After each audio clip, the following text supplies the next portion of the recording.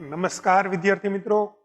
તો આપણે ધોરણ 9 ના વિજ્ઞાન વિષયના ચેપ્ટર નંબર 4 પરમાણુનું બંધારણની ચર્ચાઓ કરતા હતા અને ગયા લેક્ચરમાં આપણે બોહર અને બેરીના ઇલેક્ટ્રોનની વહેંચણીને લગતા નિયમો જોઈ ગયા. બરોબર કે પરમાણુમાં કઈ રીતે ઇલેક્ટ્રોનની વહેંચણી થાય છે અને સાથે સાથે એની ઇલેક્ટ્રોન રચનાનો પણ અભ્યાસ કરી ગયા.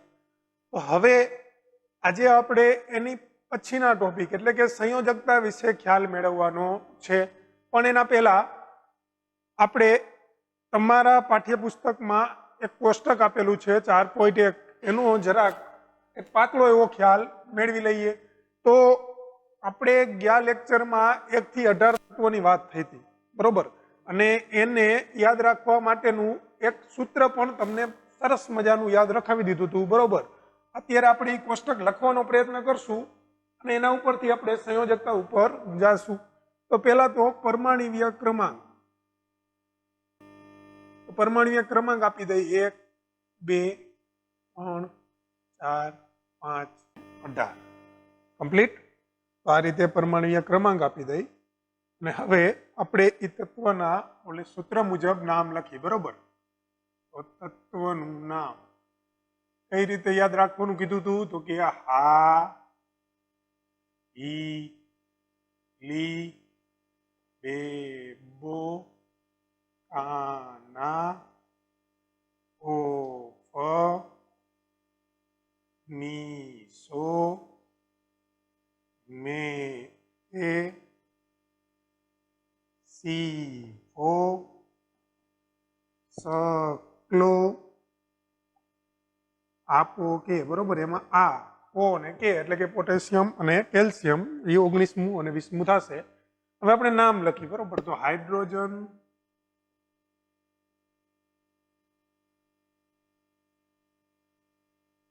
હિલિયમ,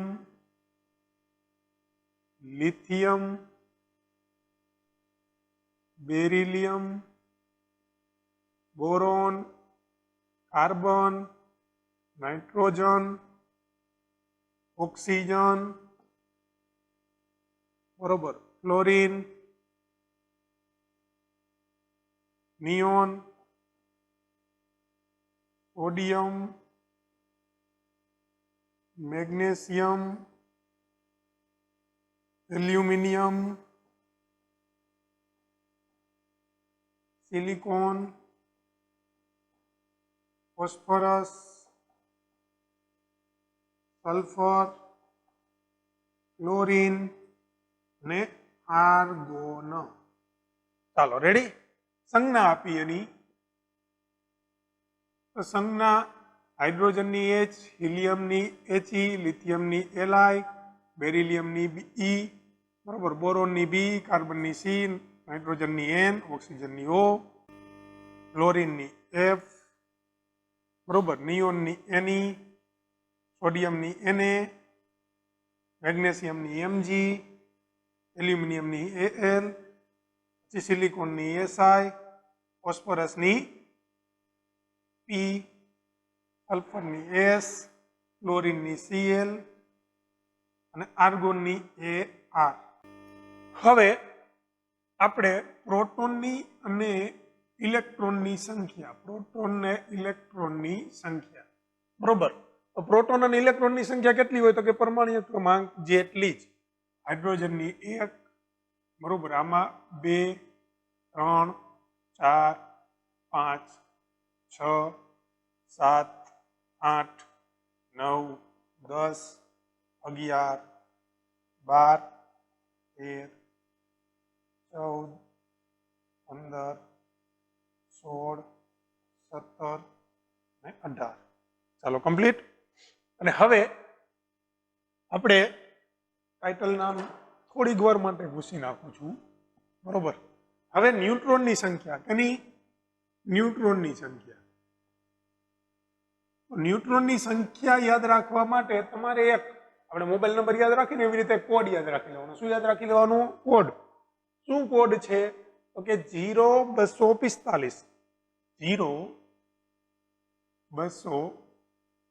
0245.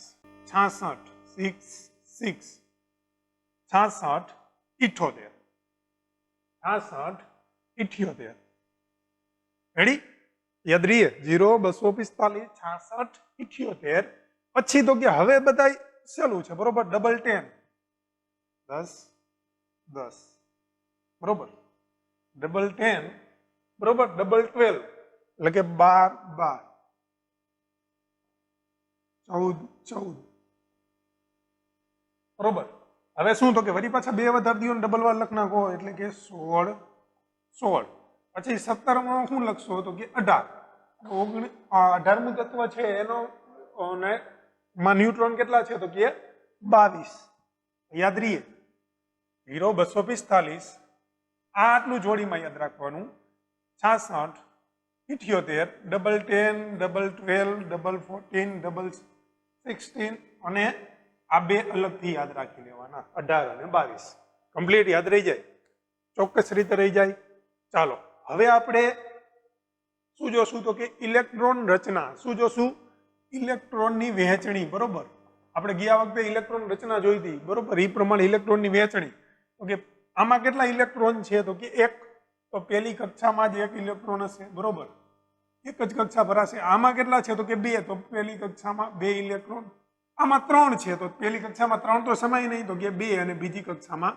1 આમાં તો કે 4 છે તો 2 અને 2 આમાં 5 છે તો 2 અને 3 સમજાય વાત આમાં 6 છે તો 2 4 આમાં 7 છે તો 2 5 આમાં 8 છે તો 2 6 આમાં 9 છે તો 2 અને 7 ચાલો ક્લોરીન સુધી કમ્પ્લીટ નિયોન તો કે 2 8 હવે જો બે કક્ષા ભરાઈ ગઈ હવે અહીંયા શું 11માં શું થશે તો કે 2 પહેલી કક્ષામાં 2 બીજી કક્ષામાં 8 અને ત્રીજી કક્ષામાં 1 સમજાય વાત એવી જ રીતે 12માં તો કે 2 8 2 13માં તો કે 2 8 3 બરોબર 14માં તો કે 2 8 4 અને 15માં તો કે 2 8 5 16માં તો કે 2 8 6 17માં તો કે 2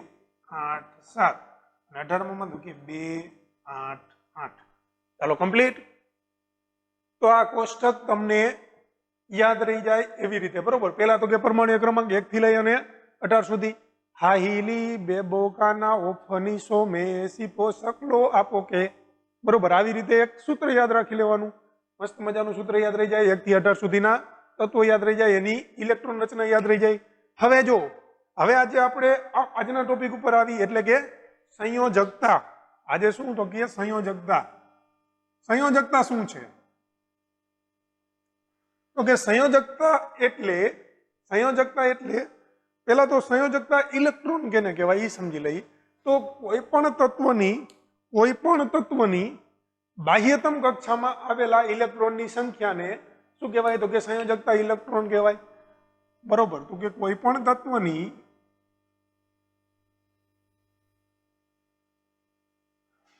બાહ્યતમ કક્ષામાં આવેલા ઇલેક્ટ્રોનની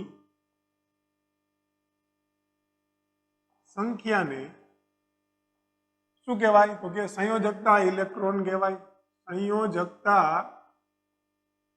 ઇલેક્ટ્રોન કહે છે કોઈ પણ તત્વની બાહ્યતમ કક્ષામાં આવેલા ઇલેક્ટ્રોનને શું કહેવાય તો કે સંયોજકતા ઇલેક્ટ્રોન કહેવાય હવે જો અહીંયા તમને પૂછું કે હાઇડ્રોજનના સંયોજકતા ઇલેક્ટ્રોન કેટલા તો કે એક જ ઇલેક્ટ્રોન છે એની પાસે અને બાહ્યતમ કક્ષા જ છે કક્ષામાં જ ગોઠવાયેલો છે હવે એવી જ રીતે જો કદાચ સોડિયમનું પૂછવું હોત તો કે સોડિયમની પહેલી કક્ષામાં 2 બીજી કક્ષામાં 8 અને ત્રીજીમાં 1 તો સંયોજકતા ઇલેક્ટ્રોન કેટલા તો કે 1 સમજાય વાત તો કોઈ પણ તત્વ લઈ લ્યો એની ઇલેક્ટ્રોન રચનામાં જે છેલ્લી કક્ષામાં ઇલેક્ટ્રોન છે એને સંયોજકતા ઇલેક્ટ્રોન કહેવાય તો સંયોજકતા કેને કહેવાય તો કે કોઈ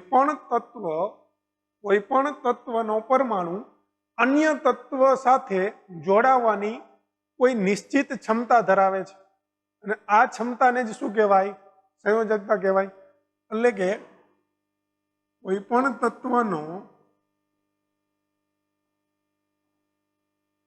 પરમાણુ અન્ય તત્વના પરમાણુ સાથે જોડાવાની નિશ્ચિત ક્ષમતા ધરાવે છે તેને જ શું કહેવાય? તો કે તેને જ સંયોજકતા તરીકે ઓળખાય છે, બરોબર, અથવા તો ઓળખવામાં આવે છે. તો સંયોજકતા કેને કહેવાય? તો કે કોઈ પણ તત્વનો પરમાણુ છે એ અન્ય તત્વના પરમાણુ સાથે જોડાવાની કોઈ નિશ્ચિત ક્ષમતા ધરાવે છે, અને આ ક્ષમતાને શું કહેવાય? સંયોજકતા કહેવાય. હવે જો તમારું ધ્યાન અહીંયા જવું જોઈએ આ હિલિયમ ઉપર. ત્યાં એક હિલિયમ છે, બીજું છે નિયોન છે અને આર્ગોન છે. આ હિલિયમ છે, બરોબર, નિયોન છે અને આર્ગોન છે. તો જો આપણે બોહર અને બેરીનો નિયમ જોઈ ગયા હતા, અને બોહર અને બેરીના નિયમ મુજબ ઇલેક્ટ્રોનની વહેંચણીમાં સૌથી બહારની કક્ષામાં મહત્તમ ઇલેક્ટ્રોન 8 સમાઈ શકે. કેટલા સમાય? તો કે 8. હવે જો આ ત્રણેયમાં નજર કરશો ને તો તમને ખબર પડશે કે એની બાહ્યતમ કક્ષા સંપૂર્ણ ભરાયેલી છે. હિલિયમ તો કે 2 ઇલેક્ટ્રોન છે તો પહેલી કક્ષા છે એમાં 2 જ સમાય, તો પહેલી કક્ષા સંપૂર્ણ ભરાયેલી છે. બીજી કક્ષામાં એક પણ ઇલેક્ટ્રોન છે નહીં, એટલે કે એની છેલ્લી કક્ષા કેવી? તો કે સંપૂર્ણ ભરાયેલી છે. એવી જ રીતે નિયોન છે તો પહેલીમાં 2, બીજીમાં 8, બરોબર, 8 સમાય. તો 8 ઇલેક્ટ્રોન એની પાસે છે, ટોટલ 10 છે, તો પહેલીમાં 2 અને બીજીમાં 8. તો એ રીતે એની બાહ્યતમ કક્ષા કેવી છે? તો કે સંપૂર્ણ ભરાયેલી છે. એવી રીતે આર્ગોન છે તો આર્ગોનની પહેલી કક્ષામાં 2, બીજી કક્ષામાં 8 અને ત્રીજી કક્ષામાં 8, એટલે કે ટોટલ 18 ઇલેક્ટ્રોન છે એની પાસે. એની પણ બાહ્યતમ કક્ષા કેવી? તો કે સંપૂર્ણ ભરાયેલી છે. તો આવા જે તત્વો છે કે જેની બાહ્યતમ કક્ષા સંપૂર્ણ ભરાયેલી છે, તો એવા તત્વો કોઈ સાથે સંયોજાશે નહીં. મતલબ કે એની રાસાયણિક સક્રિયતા કેવી હશે? શૂન્ય હશે. રાસાયણિક સક્રિયતા કેવી હશે? શૂન્ય હશે. સંયોજાવાની ક્ષમતા કેવી હશે? સાવ ઓછી, બરોબર. ટૂંકમાં રાસાયણિક સક્રિયતા દર્શાવશે નહીં. અને આવા તત્વોને નિષ્ક્રિય તત્વો તરીકે ઓળખવામાં આવે છે. આગળના ધોરણમાં જ્યારે આવર્ત કોષ્ટક ભણશો ત્યારે તમે જોશો કે નિષ્ક્રિય તત્વોનો અલગ સમૂહ, બરોબર, કે જે આવર્ત કોષ્ટકમાં ડાબી બાજુ છેલ્લે દર્શાવેલો હોય છે, બરોબર. તો આ નિષ્ક્રિય તત્વો તરીકે ઓળખવામાં આવે કે જેની રાસાયણિક રીતે સક્રિયતા કેવી હોય? તો કે ખૂબ ઓછી હોય, કે જેને બીજા તત્વો સાથે સંયોજાશે નહીં. હવે જો આમાં ધ્યાન આપો કે જે તત્વોની બાહ્યતમ કક્ષા પૂર્ણ નથી, મતલબ કે છેલ્લી કક્ષા અધૂરી છે, 1-2 ઇલેક્ટ્રોન ખૂટે છે, અથવા તો 1 કે 2 જ ઇલેક્ટ્રોન છે, એવા તત્વો છે. દાખલા તરીકે સોડિયમ છે તો એની છેલ્લી કક્ષામાં 1 ઇલેક્ટ્રોન છે, મેગ્નેશિયમ છે તો 2 છે, એલ્યુમિનિયમ છે તો 3 છે, એવી રીતે ક્લોરીન છે તો છેલ્લે 7 છે. તો ક્લોરીનને 1 ખૂટે છે, જ્યારે સોડિયમને શું છે? તો કે 1 વધે છે, બરોબર, 1 જ છે ખાલી. તો આવા તત્વો શું કરશે? તો કે આવા તત્વો અષ્ટક પ્રાપ્ત કરવાનો પ્રયત્ન કરશે. છેલ્લી કક્ષામાં અષ્ટક પ્રાપ્ત કરવાનો પ્રયત્ન કરશે, એટલે કે પોતાની છેલ્લી કક્ષા પૂર્ણ કરવાનો પ્રયત્ન કરશે. પ્રયત્ન પૂર્ણ કેવી રીતે થઈ છે? તો કે ઇલેક્ટ્રોનની આપલે દ્વારા. મતલબ કે આ સોડિયમ પાસે જો 1 ઇલેક્ટ્રોન છે તો એ શું કરી દેશે? 1 ઇલેક્ટ્રોનને ગુમાવી દેશે અને અષ્ટક પ્રાપ્ત કરી લેશે, બરોબર. એવી જ રીતે ક્લોરીન છે તો ક્લોરીન શું કરશે? તો કે ક્લોરીન પાસે તો 7 છે, તો 7 ગુમાવે નહીં, એના બદલે શું કરે? તો કે 1 મેળવી લઈએ, કોક પાસેથી 1 મેળવી લઈએ. અને અમુક તત્વો એવા છે કે જે ઇલેક્ટ્રોન ગુમાવે નહીં અને મેળવે નહીં, બરોબર. શું કરે? તો કે ભાગીદારી કરે, ભાગીદારીથી જોડાય. તો આમ અષ્ટક પ્રાપ્ત કરવાના પ્રયત્ન કઈ રીતે? તો કે ઇલેક્ટ્રોનની આપલે દ્વારા અથવા તો ભાગીદારી દ્વારા અષ્ટક પ્રાપ્ત કરવાનો પ્રયત્ન કરે. અન્ય તત્વના પરમાણુ છે એ શું કરશે? જે નિષ્ક્રિય તત્વ નથી એના સિવાયના પરમાણુ, તો કે અષ્ટક પ્રાપ્ત કરવાનો પ્રયત્ન કરશે. અને એ અષ્ટક કેવી રીતે પ્રાપ્ત કરશે? તો કે ઇલેક્ટ્રોન વિનિમયની પ્રક્રિયા દ્વારા અથવા તો ભાગીદારીથી. સમજાય વાત? તો આ રીતે જે ઇલેક્ટ્રોન વિનિમય થાય છે, એને શું કહેવાય? તો કે એને જ સંયોજકતા કહેવાય. ઇલેક્ટ્રોન વિનિમય થાય એને શું કહેવાય? સંયોજકતા કહેવાય. અથવા તો ભાગીદારી થાય છે તો એને જ શું કહેવાય? સંયોજકતા કહેવાય. હવે જો સમજીએ આપણે ઉદાહરણ દ્વારા. ઉદાહરણ તરીકે સોડિયમ છે, બરોબર. તો સોડિયમ શું કરે તો કે સોડિયમની પહેલી કક્ષામાં 2 ઇલેક્ટ્રોન, બીજીમાં 8 અને ત્રીજીમાં 1. તો આને શું કરી દેશે તો કે આ ઇલેક્ટ્રોન ગુમાવીશ. બરોબર, ઇલેક્ટ્રોન શું કરે તો કે ગુમાવી દે,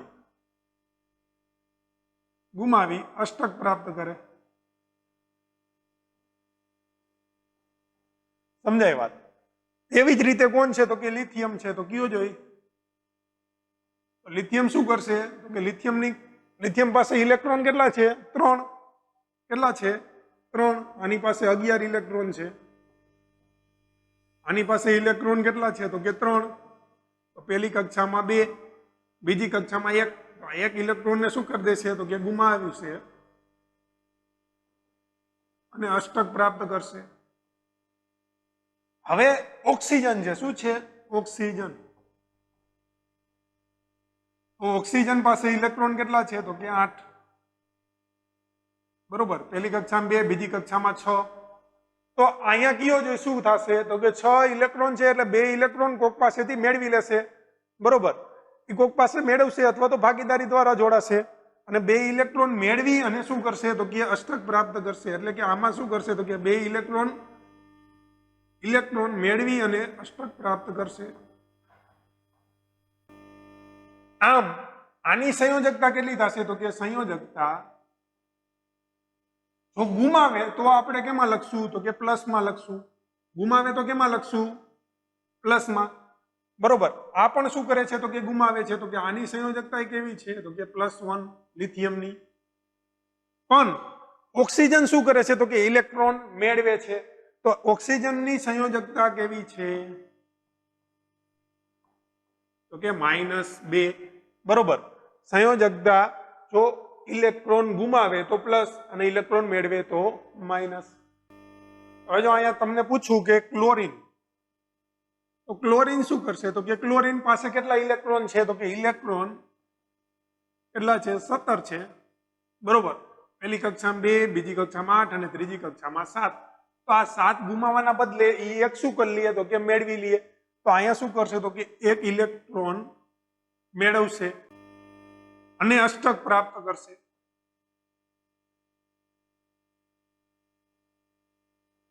બરોબર, તો આમાં શું થાય તો કે આની સંયોજકતા છે એને કેવી રીતે લખવાની તો કે -1. કેમ કે 1 ઇલેક્ટ્રોન શું કરે છે? મેળવે છે. હવે જો અહીંયા આ 1 ઇલેક્ટ્રોન મેળવે છે એટલા માટે એની સંયોજકતા કેવી તો કે આપણે -1 લખી છે. પણ આ શું કામ લખી છે તો કે સોડિયમ છે. તો સોડિયમ પાસે કેટલા ઇલેક્ટ્રોન છે તો કે 2 પહેલી કક્ષામાં, બીજી કક્ષામાં 1, 2, 3, 4, 5, 6, 7 અને 6. બરોબર, એટલે બીજી કક્ષામાં 8 ઇલેક્ટ્રોન અને ત્રીજી કક્ષામાં 1 ઇલેક્ટ્રોન. પહેલી કક્ષામાં 2, બીજીમાં 8 અને ત્રીજીમાં 1. હવે જો આના જેટલા ઇલેક્ટ્રોન હશે ને એટલો જ કેન્દ્રમાં શું હશે તો કે પ્રોટોન હશે. આયન કેવી રીતે બને એ સમજાવું. તો પ્રોટોન હશે. તો પ્રોટોન હશે. હવે 1 ઇલેક્ટ્રોન ગુમાવ્યો, 1 ઇલેક્ટ્રોન ગુમાવ્યો તો એની પાસે પેલા આપણે જોઈ ગયા હતા કે પરમાણુ વીજભારની દ્રષ્ટિએ કેવો હોય? તટસ્થ હોય. હવે 1 ઇલેક્ટ્રોન ગુમાવ્યો એટલે આ પરમાણુ કેવો બન્યો તો કે પરમાણુ ધન વીજભારિત બન્યો. કેવો બન્યો? ધન વીજભારિત. કેટલો તો કે 1. કેમ તો કે પ્રોટોન અને ઇલેક્ટ્રોન કેવા હતા? સરખા હતા. પછી શું થયું તો કે 1 ઇલેક્ટ્રોન ગુમાવ્યો. તો 1 ઇલેક્ટ્રોન ગુમાવ્યો તો એની પાસે ધન વીજભાર વધી ગયો એટલે કેટલો તો કે એને પ્લસ તરીકે દર્શાવી. એટલે આપણે એવી રીતે જો ક્લોરીન છે, ક્લોરીન તો પહેલી કક્ષામાં 2 ઇલેક્ટ્રોન, બીજી કક્ષામાં તો કે 1, 2, 3, 4, 5, 6, 7 અને 8 અને ત્રીજી કક્ષામાં તો કે 1, 2, 3, 4, 5, 6, 7. હવે જો અહીંયા શું થાય છે તો કે અહીંયા 1 ઇલેક્ટ્રોન મેળવે છે. શું થાય છે તો કે 1 ઇલેક્ટ્રોન મેળવે છે. તો ઇલેક્ટ્રોન કેવો છે તો કે ઋણ વીજભારિત. કેવો છે? ઋણ વીજભારિત. પેલા ક્લોરીન પાસે તો કે 17 ઇલેક્ટ્રોન અને 17 પ્રોટોન હતા એટલે વીજભારની દ્રષ્ટિએ કેવો હતો? તટસ્થ હતો. પણ જો 1 ઇલેક્ટ્રોન મેળવ્યો એટલે હવે એની પાસે ઋણ વીજભાર કેવો થઈ ગયો? વધી ગયો. એટલે આપણે શું તો કે આયનમાં શું લખી છીએ તો કે Cl- આયન. સમજાય વાત? તો આ રીતે સંયોજકતા દર્શાવવામાં આવે છે. આ તો આયનની વાત છે. પણ સંયોજકતા કેવી રીતે તો કે સંયોજકતા એટલે ઇલેક્ટ્રોનની આપલેમાં કેટલા ઇલેક્ટ્રોનની આપલે થાય છે અથવા તો કેટલા ઇલેક્ટ્રોનની ભાગીદારી થાય છે એની સંખ્યાને ધ્યાનમાં લેવામાં આવે છે. આપણે જોઈએ સંયોજકતા લખીએ, બરોબર. તો સંયોજકતા, હવે હાઇડ્રોજન પાસે એક ઇલેક્ટ્રોન છે, બરોબર, તો એની સંયોજકતા કેટલી હશે? તો કે એક, કાં તો મેળવશે ને કાં તો ભાગીદારી કરશે. હિલિયમ છે, હિલિયમ, એની પાસે બે ઇલેક્ટ્રોન છે, છેલ્લી કક્ષા સંપૂર્ણ ભરાયેલી છે, તો એને કોઈ પાસે કાંઈ લેવાની જરૂર નથી. સંયોજકતા કેટલી? 0. લિથિયમ છે તો 2 અને 1 3 છે, તો એની સંયોજકતા કેટલી થઈ છે? 1. બાહ્યતમ કક્ષામાં જેટલા ઇલેક્ટ્રોન હોય, આની 2, આની 3. હવે કાર્બન શું કરશે? તો કે કાં તો 4 ગુમાવશે ને કાં તો 4 મેળવશે, બરોબર. સંયોજકતા કેટલી? 4. હવે આ નાઇટ્રોજન છે તો એની છેલ્લી કક્ષામાં કેટલા? તો કે 5 ઇલેક્ટ્રોન છે, તો એ 5 છે એ ગુમાવે નહીં, કોક પાસેથી 3 મેળવી લઈએ. એવી જ રીતે ઓક્સિજન છે તો એની કેટલી થઈ છે? 2, બરોબર. ફ્લોરિન છે તો એને છેલ્લે 7 ઇલેક્ટ્રોન છે, તો 1 ઇલેક્ટ્રોનની જરૂર છે, એટલે એ કોક પાસેથી મેળવી લેશે. અને નિયોન છે એને ક્યાંય જવાની જરૂર નથી, પોતે નિષ્ક્રિય છે, બરોબર. છેલ્લી કક્ષા સંપૂર્ણ જ છે, અષ્ટક પ્રાપ્ત જ છે, તો કોઈ સાથે ઇલેક્ટ્રોન વિનિમય કરશે નહીં, રાસાયણિક સક્રિયતા દર્શાવશે નહીં. સોડિયમની વાત કરી તો 2, 8 અને 1, સમજાય વાત? તો 1 ઇલેક્ટ્રોન શું કરી દેશે? ગુમાવી દેશે. મેગ્નેશિયમ છે તો 2, એલ્યુમિનિયમ છે તો 3, બરોબર. એ રીતે સિલિકોન છે તો 4 અને ફોસ્ફરસ તો 5 ઇલેક્ટ્રોન છે છેલ્લી કક્ષામાં, બરોબર. તો એ પણ શું કરશે? તો કે 3 મેળવી લેશે, 5 ગુમાવશે નહીં. સલ્ફર છે તો છેલ્લી કક્ષામાં 6 છે, તો એ શું કરશે? તો કે 2 મેળવી લેશે. ક્લોરીન 1 મેળવી લેશે. અને આર્ગોન છે તો પોતે નિષ્ક્રિય છે, એ ઇલેક્ટ્રોન વિનિમય કરશે નહીં. આ રીતે સંયોજકતા દર્શાવવામાં આવે છે. સંયોજકતા એટલે શું? તો કે બાહ્યતમ કક્ષામાં રહેલા ઇલેક્ટ્રોન કે જેની ભાગીદારી અથવા તો વિનિમય દ્વારા અષ્ટક પ્રાપ્ત કરવામાં આવે છે. એની મદદથી શું? તો કે ભાગીદારી અથવા તો વિનિમય દ્વારા અષ્ટક પ્રાપ્ત કરવામાં આવે છે. તો એ જેટલા ઇલેક્ટ્રોનની ભાગીદારી થતી હોય અથવા તો જેટલા ઇલેક્ટ્રોનનો વિનિમય થતો હોય એની સંખ્યાને શું કહેવાય? તો કે સંયોજકતા કહેવાય. સમજાય વાત? અને સંયોજકતા ઇલેક્ટ્રોન કેને કહેવાય? તો કે બાહ્યતમ કક્ષામાં રહેલા ઇલેક્ટ્રોનની સંખ્યાને. તો આ હતી સંયોજકતા વિશેની વાત. ચાલો જોઈએ એના પછીનો ટોપિક, એટલે કે પરમાણ્વીય ક્રમાંક.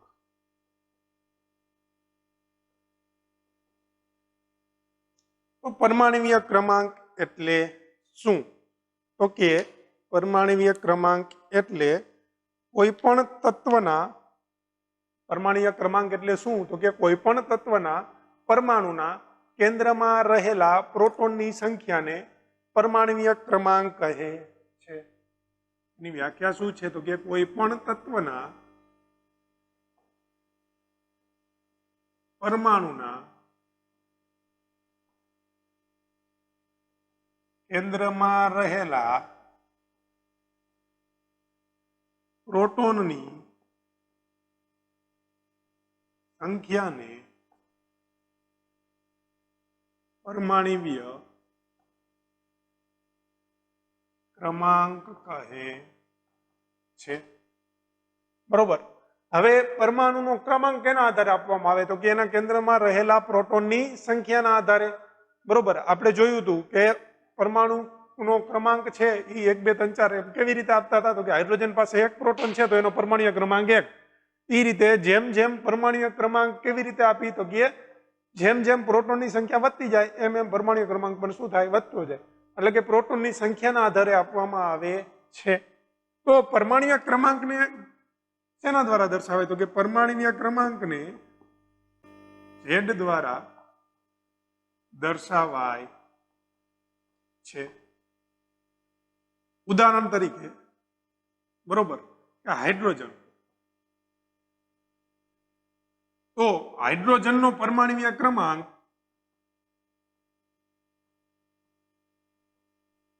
બરોબર Z બરાબર શું થઈ છે? તો કે કેન્દ્રમાં રહેલા પ્રોટોનની સંખ્યા, કેન્દ્રમાં રહેલા પ્રોટોનની સંખ્યા, સમજાય વાત?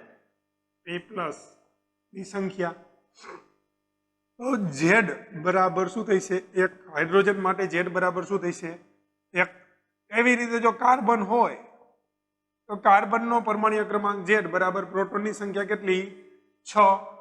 કારણ કે યાદ કરો, હા હી લી બે બોકા, તો કે 6. સમજાય વાત? તો પરમાણ્વીય ક્રમાંક એટલે શું? તો કે સેલ ઇન સિમ્પલ વાત છે કે પરમાણુના કેન્દ્રમાં રહેલા પ્રોટોનની સંખ્યા. બરોબર. અને કેના વડે દર્શાવાય? તો કે ઝેડ વડે દર્શાવાય. અને બીજી વાત કે કોઈ એક તત્વ હશે તો એના બધા જ પરમાણુનો પરમાણ્વીય ક્રમાંક કેવો હશે? સમાન હશે. બરોબર. હાઇડ્રોજનના બધા જ પરમાણુ લઈ લ્યો, પરમાણ્વીય ક્રમાંક કેવો થવાનો? સમાન જ થવાનો છે. અને બીજું કે પરમાણ્વીય ક્રમાંક છે તો એને હંમેશા ધન પૂર્ણાંકમાં દર્શાવવામાં આવે છે. કેમ કે પ્રોટોન છે તો સંખ્યા કેવી હશે? ધન પૂર્ણાંકમાં જ આવશે. હવે એના પછીનો ટોપિક એટલે કે પરમાણ્વીય દળાંક અથવા તો દળાંક. પરમાણ્વીય દળાંક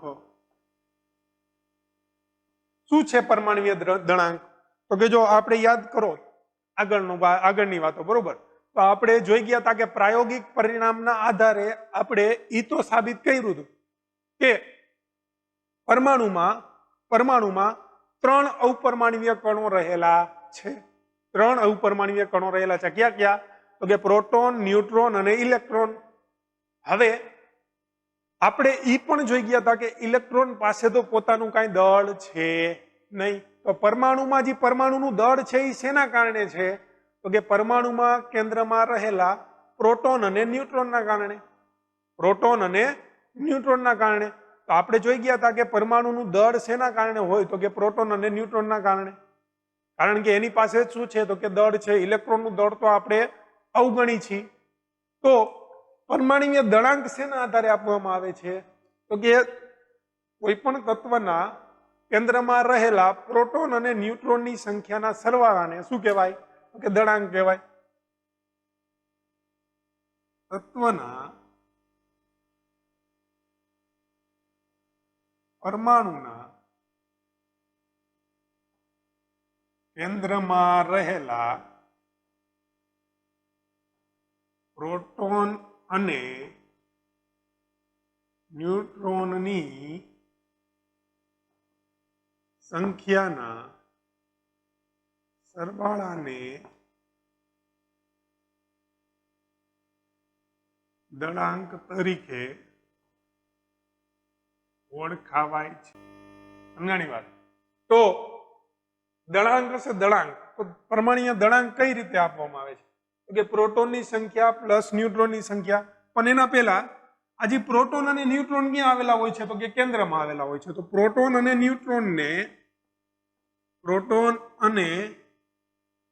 ન્યુટ્રોનને એક બીજું નામ પણ આપે. એને શું? તો કે ન્યુક્લિયોન્સ પણ કહે છે.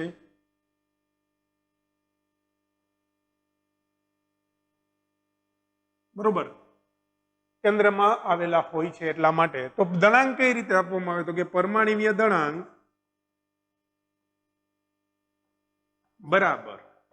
દળાંક બરાબર પ્રોટોનની સંખ્યા પ્લસ ન્યુટ્રોનની સંખ્યા. બરોબર. પરમાણ્વીય દળાંકને એ વડે દર્શાવવામાં આવે છે. પ્રોટોનની સંખ્યા એટલે P અને ન્યુટ્રોનની સંખ્યા એટલે N. હવે જો આમ લખું, આમ Z પ્લસ N, તો પણ સાચું જ છે. કેમ? તો કે આપણે જાણીએ છીએ કે Z બરાબર P. બરોબર. પ્રોટોનનો પરમાણ્વીય ક્રમાંક કેના આધારે આપવામાં આવે? પ્રોટોનના લીધે. એટલે આવું પણ લખી શકાય અથવા તો આવું પણ લખી શકાય. ઉદાહરણ તરીકે જોઈ તો કે ઉદાહરણ તરીકે લઈ આપણે કેને લેશું? તો કે કાર્બન. તો કાર્બનને લઈ તો કાર્બનમાં આપણે કાર્બનનો પરમાણ્વીય ક્રમાંક ખબર છે. કેટલામો છે? તો કે હાઈલી બેબોકા, એટલે કે 6થો પરમાણ્વીય ક્રમાંક. અને એના ન્યુટ્રોનની સંખ્યા, ઓલું સૂત્ર યાદ કરો, 0 245 0 2 4 5 6 6, એટલે કે એનો 6થો પરમાણ્વીય ક્રમાંક ઉપર ન્યુટ્રોનની સંખ્યા કેટલી આવી? 6. તો આમાં પ્રોટોન કેટલા છે? તો કે પ્રોટોન એટલે પરમાણ્વીય ક્રમાંક, તો કે 6. ન્યુટ્રોન કેટલા છે? તો કે 6. તો દળાંક શોધવું હોય એ બરાબર બરોબર પરમાણ્વીય દળાંક એ બરાબર શું આવે તો કે પી પ્લસ એન. પી એટલે કેટલા તો કે 6 પ્લસ 6 એટલે કે 12 અને એને મપાય શેમાં તો કે મ્યુમાં. આ મ્યુ શું છે તો કે પરમાણ્વીય દળ માપવાનો એક એકમ છે કે જેને આયુપીએસસી નામની સંસ્થા આપે. આયુપીએસસી નામની સંસ્થા દ્વારા આપવામાં આવ્યો છે. આપણે જોશું ત્રીજું ચેપ્ટર ભણશું ત્યારે બરોબર. International union of pure and applied chemistry એના દ્વારા તત્વની સંજ્ઞા અને દળ નક્કી કરવામાં આવે છે બરોબર. તો આ રીતે પરમાણ્વીય દળ નક્કી થાય છે એનું પ્રોટોન અને ન્યુટ્રોનની સંખ્યાના સરવાળાને લીધે. હવે જો કોઈ પણ તત્વ હોય ને તો તત્વની સંજ્ઞા છે, તત્વનો પરમાણ્વીય ક્રમાંક છે અને દળાંક છે, આ ત્રણેયને સાથે લખવાની એક પદ્ધતિ છે. એ રીતે જ લખવામાં આવે છે. કઈ રીતે તો કે જો લખવામાં તત્વની સંજ્ઞા બરોબર અને ડાબી બાજુ ઉપર શું લખવામાં આવે તો કે દળાંક અને નીચે શું લખવામાં આવે તો કે પરમાણ્વીય ક્રમાંક બરોબર. દાખલા તરીકે કાર્બન છે, કાર્બનને કઈ રીતે લખવામાં આવે તો કે તત્વની સંજ્ઞા સી. તત્વની સંજ્ઞા કાર્બનની શું છે તો કે સી. દળાંક કેટલો તો કે 12 હમણાં અહીંયા મેળવો અને એનો પરમાણ્વીય ક્રમાંક કેટલો 6. તો આ રીતે લખવામાં આવે છે. આ રીતે તમને નાઇટ્રોજનનું કહું તો તમને લખતા આવડે બરોબર. નાઇટ્રોજનનો પરમાણ્વીય ક્રમાંક કેટલામો તો કે 7મો. એનું દળ કેટલું તો કે 14. સમજાય ભાઈ? તો આ રીતે લખી શકાય. હવે અહીંયા સુધી રાખીએ બરોબર. આગલા લેક્ચરમાં આપણે આના પછીના ટોપિકનો અભ્યાસ કરશું.